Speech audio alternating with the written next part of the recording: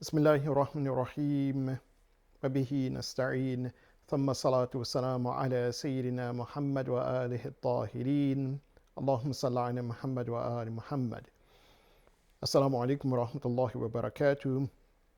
I've been asked to share something practical about the life of Rasulullah sallallahu alaihi wasallam. So what I would like to do is give you one of the stories that's narrated about Rasulullah, and from this story we can learn something very practical that we can implement in our own lives. So one day the Prophet of Allah sallallahu alaihi wasallam, he had 12 dirham. So he called Imam Ali alayhi and asked Imam Ali to go to the store to buy a shirt, a qamis, because the qamis that he was wearing it was a little worn out. So he needed a new qamis, a new shirt. So Imam Ali alayhi salam, he took the 12 dirham, he went to the market and he spent the 12 dirham on a qamis, and obviously I guess a nice qamis that was priced at 12 dirham. When he brought it back to Rasulullah sallallahu alaihi wasallam, the Prophet of Allah, he looked at this and he said that if that guy is still in the market, take the shirt back, and I would want something less fancy. It was something a little bit less expensive. So Imam Ali, he took the shirt back, found the seller, and he asked for the 12 dirham back. He said the Prophet of Allah, he did not want this particular qamis. So Imam Ali, he took the 12 dirham, returned it back to Rasulullah sallallahu alaihi wasallam. The Prophet of Allah then took the 12 dirham and asked Imam Ali, do you want to accompany me to the market? I'll go back to the market, perhaps to the same seller, Allah A'lam, for another shirt. So as the Prophet of Allah and Imam Ali, they were walking back to the market, the Prophet noticed that there was a servant girl. She was sitting down and weeping. So the Prophet of Allah approached her, asked her what was wrong. She stated that she was sent to the market by her family, the family she works with, and they gave her 4 dirham. She's lost the 4 dirham, so she did not want to return. She was looking for the 4 dirham. What happened to the 4 dirham? Did they fall out of her pocket or her hand? Or she was worried about that. So the Prophet of Allah, he took 4 dirham from the 12 that he had and gave it to her. He says, take this and go back to your family. Imam Ali and the Prophet, they continued. When they got to the market, the Prophet of Allah sallallahu alaihi wasallam saw a qamis that he liked. It was 4 dirham. He purchased that and stated that he put this qamis on. He actually wore it at that moment. So as Imam Ali and the Prophet sallallahu alaihi wasallam, they begin to return back home, the Prophet of Allah, he saw that there was a poor man who had no qamis. He didn't have a shirt at all. And he was requesting, he started asking, who will clothe me, that Allah subhanahu wa ta'ala may clothe him on the day of judgment. So the Prophet of Allah, he removed his qamis and gave it to this poor man. And perhaps the Prophet of Allah had an abba on or something where he removed the qamis from under it. Perhaps had his old qamis there as well. But he gave the new qamis to this poor man. And then the Prophet, he returned back into the market and purchased another shirt for 4 dirham. As Imam Ali and the Prophet, they begin to walk and return back home, the Prophet of Allah sallallahu alaihi wasallam, he noticed this young servant woman. Again, she had not returned back to her home. She was sitting and weeping. So the Prophet of Allah, he inquired. He says, what is wrong? You have the 4 dirham. How come you have not returned home? She says, yes, it is late.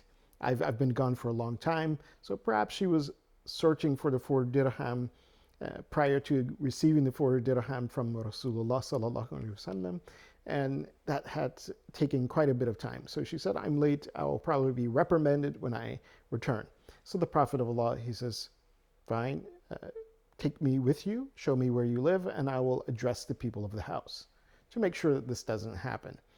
So the Prophet of Allah and Imam Ali, they followed the servant girl. When they reached to the home, the Prophet of Allah, he called out, Assalamu alaikum ya ahl ad-dar. He sent his salams and salutations to the people of the house. There was no response. Again, the Prophet of Allah, for a second time, he says, Assalamu alaikum ya ahl ad-dar. Peace be upon you, O people of this house. For a second time, there was no response. And then the Prophet of Allah, he called out again, Assalamu alaikum ya ahl ad-dar.